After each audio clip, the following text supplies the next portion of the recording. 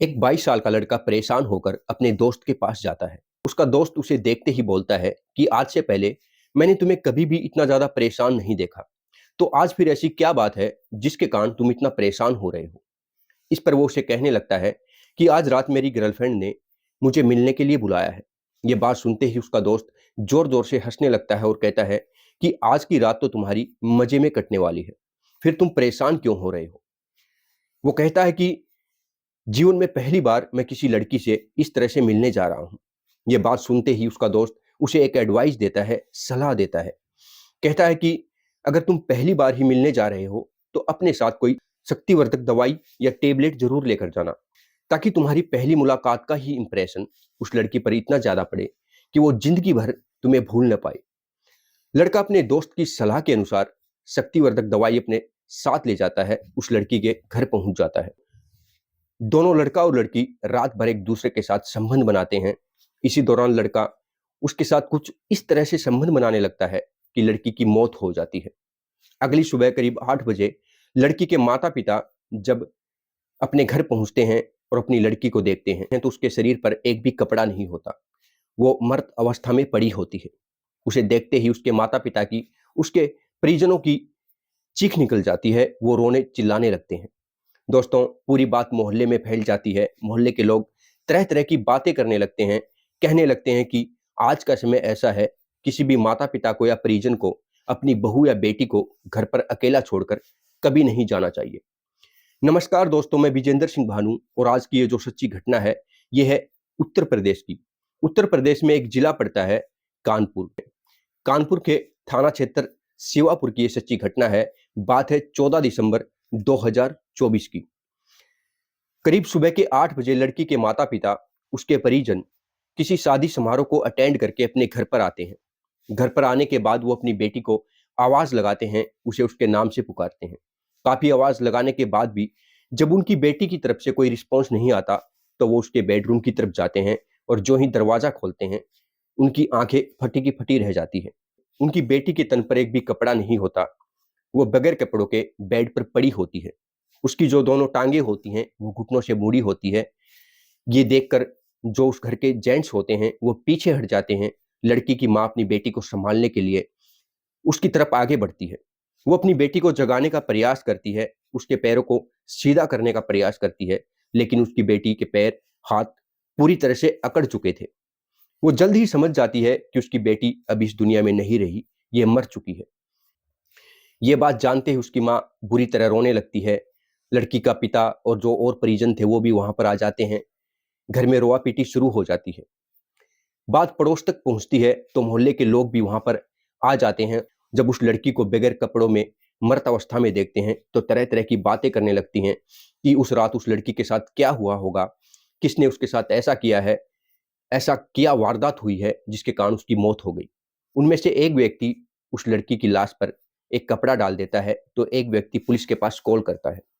जल्द ही पुलिस वहाँ पर आ जाती है, उस लड़की की बॉडी को अपने कब्जे में लेती है, अपनी तहकीकात आगे बढ़ाती है। पूरे घर की तलाशी ली जाती है। तलाशी के दौरान पुलिस को पता चलता है कि घर में किसी के भी फोर्स एंट्री के कोई भी नामो-निशान नहीं है। फोरेंसिक टीम को भी वहाँ पर बुलाया जाता है। जब फोरेंसिक टीम सबूतों को जुटाती है, तो वहाँ पर एक टेबलेट का खाली रेपर मिलता है। उस उस रेपर की जब जाँच की जाती है, तो पता चलता है कि वो रेपर किसी शक्तिवर्धक दवाई का रेपर है। लड़की की लाश को पोस्टमार्टम के लिए भेज दिया जाता है। जब पुलिस लड़की के परिजनों से तहकीकात करती है, उनसे पूछती है कि तुम रात भर कहाँ पर थे? तो वो बताते हैं कि पास ही एक गाँव पड़ता है असलतगंज। असलतगंज गाँव में हम एक रिश्तेदार के घर पर शादी समारोह को अटेंड करने के लिए गए हुए थे। हमने अपनी बेटी को भी वहाँ पर जाने के लिए कहा था, हमारे साथ ले जाने के लिए कहा था, लेकिन उसने मना कर दिया, कहा कि मैं नहीं जाऊँगी, मैं घर पर ही रहूँगी। दोस्तों, पुलिस मामले की तहकीकात आगे बढ़ाती है, तभी उस लड़की की भाभी भी वहाँ पर आ जाती है। दरअसल उस लड़की का जो भाई होता है, वो उसी कॉलोनी में दूसरे घर में रहा करता था। उसकी भाभी उसे बताती है कि मेरी 5 साल की बच्ची भी रात को इसी के साथ सोई थी। करीब शाम के 7:30 बजे वो मेरे पास आई थी। हमने उसे अपने ही घर सोने के लिए कहा, लेकिन वो नहीं रुकी और मेरी 5 साल की बेटी को अपने साथ ले गई, बोली कि हम दोनों एक साथ सो जाएँगे।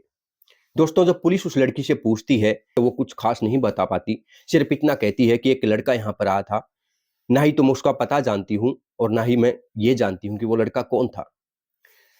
इस बात को सबूत बनाकर जो पुलिस होती है लड़की के मोबाइल को चेक करती है, उसकी सीडीआर निकलवाई जाती है।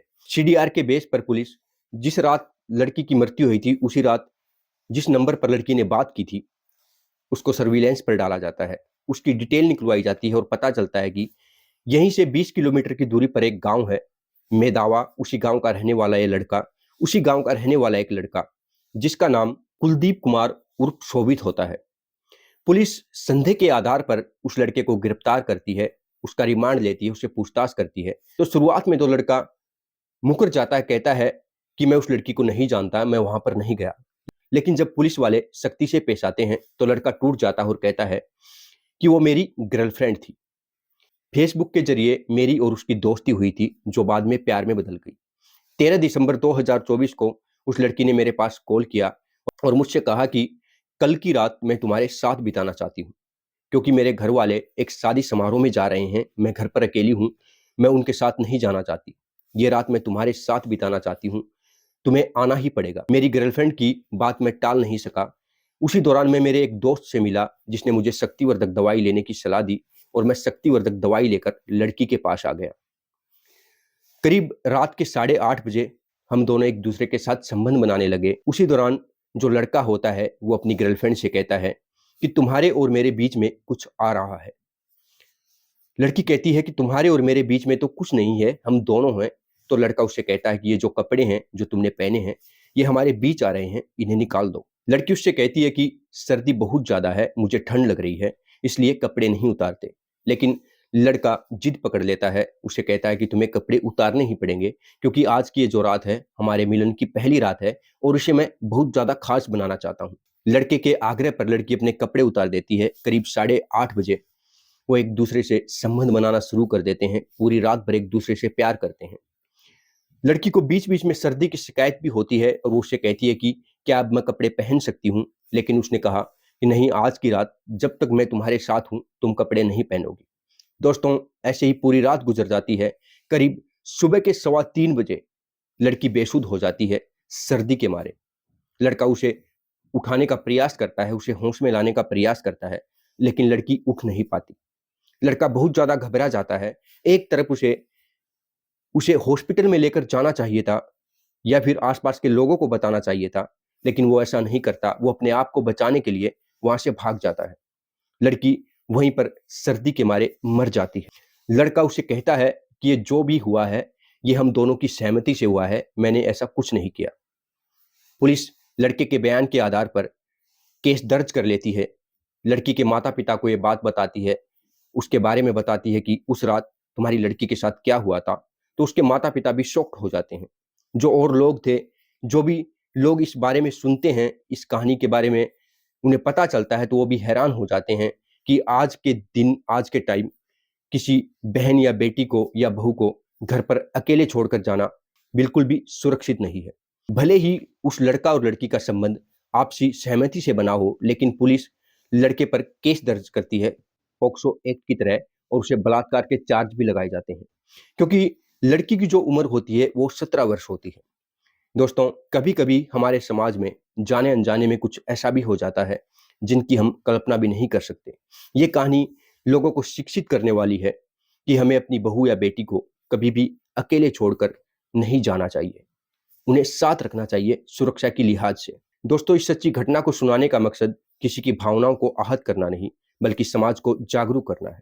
अगर आपको वीडियो पसंद आया हो तो प्लीज कमेंट और लाइक जरूर करना, साथ ही साथ चैनल को सब्सक्राइब भी जरूर कर देना। एक बार फिर मिलेंगे ऐसी ही सच्ची घटना के साथ। तब तक के लिए नमस्कार दोस्तों।